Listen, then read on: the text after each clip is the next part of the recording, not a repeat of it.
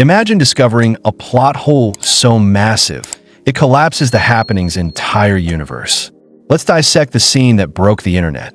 The film opens in a park in New York. Everyone is going about their day when we see two girls sitting on a bench. Suddenly, one of them notices a strong gust of wind sweep through. A moment later, she realizes that everyone around them has frozen in place, as if turned to stone. When she turns to call her friend, she sees her acting strangely. Then, right before her eyes, the girl removes a hairpin and stabs herself in the neck, killing herself. Nearby, at a construction site, a man suddenly falls from the top and dies instantly. Everyone assumes it was just an accident, until one by one, all the workers on the top floors start jumping off as well. The scene cuts to a school, where we meet Elliot, a science teacher. While he's giving a lecture, he's called to the staff room. There, he learns about the strange incidents happening across the city. People are killing themselves for no reason. Central Park is now covered in bodies. The principal believes it's a terrorist attack. He suggests that terrorists might have released a chemical or virus into the air that shuts down the human brain's survival instinct. To protect the students, the school is closed and everyone is sent home. Elliot's friend Julian asks him to come along to his hometown, where it might be safer. Elliot agrees, goes home to pack, and finds his wife watching the horrifying news. The government has no explanation for the phenomenon, and no one knows where this virus came from. The couple rushes to the train station to meet Julian. Julian has arrived, but his wife couldn't make it due to the crowd. The station is packed with panicked people trying to escape the city. When the train finally leaves, Julian tells his wife to catch the next one. He boards the train with his daughter and Elliot's family. Meanwhile, in Philadelphia, the same strange event unfolds. A gust of wind blows through a park, freezing everyone in place. On a nearby road, cars stop suddenly. A police officer steps out, pulls his gun, and shoots himself. Others get out of their cars and use the same gun to kill themselves. Panic spreads everywhere. Back on the train, Julian tries to contact his wife, who says she's safe. Soon after, the train suddenly stops in the middle of nowhere. The conductors explain that the signals ahead have disappeared, and they've lost contact with the control center. Everyone is asked to get off, and they take shelter in a small local hotel. A woman there shows Elliot a horrifying video of a man feeding himself to lions. The video disturbs everyone deeply. The passengers watch the news. They learn that the very town they're in has been declared the epicenter of the outbreak. Fear spreads instantly, and people rush to escape in their cars. Elliot and his wife, who have no vehicle, beg for a ride, but no one helps. Finally, a kind couple offers to take them along. Julian, however, refuses to go. He says he must find his wife, but asks Elliot to take care of his daughter. He leaves, taking another ride toward New Jersey.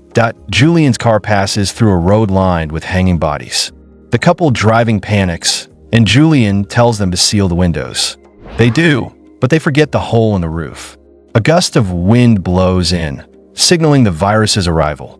The car speeds up uncontrollably and crashes. The couple dies instantly. Julian survives, but is infected. Using a shard of broken glass, he cuts his wrists and dies. That Elliot's group, traveling by another route, encounters a pile of corpses blocking the road. They try to turn back, but are stopped by a lone soldier, who warns them that the base ahead has been wiped out. Soon, other cars arrive, and the soldier stops everyone from going forward. The group decides to stay in town and take shelter in nearby houses. A gust of wind passes by, and the soldier suddenly salutes before shooting himself. The others follow, killing themselves one by one. Elliot and the few survivors realize they're next. He begins to suspect that the virus is coming from plants. He notices it spreads only where there are many people and a lot of vegetation. He tells everyone to split up and move in smaller groups. When another gust comes, Elliot tells everyone to run in the opposite direction of the wind. They do, and miraculously, none of them are affected. Elliot's theory proves correct. The group splits again, leaving Elliot with his wife, Julian's daughter, and two young men. They find an abandoned car with a map and use it to navigate. Soon, They find a large farmhouse surrounded by fields that, at first, the place seems peaceful, but Elliot worries because the virus is linked to plants and the house is surrounded by them. They eat a bit and prepare to leave. Just then, they see members of another group arriving. A gust of wind sweeps through that group's area, and everyone starts killing themselves in horrific ways. One man lies under a running lawnmower. The others follow suit. That Elliot's group hears over the radio that the virus is spreading less toward the west. They head that way, knocking on doors, but no one lets them in. Finally, one man responds, but refuses to open his door. Angry, the two boys try to break in, and the man shoots them both dead. Elliot flees with his wife and the little girl until they find an old farmhouse. An elderly woman lives there. She's strange but kind and offers them food and a place to sleep. That night, Elliot notices her behaving oddly. Later, they find her sleepwalking and standing outside their room. The next morning, Elliot wakes up to find his wife and the girl missing. He searches the house and suspects the old woman has done something to them. When he enters her room, he finds a doll on the bed.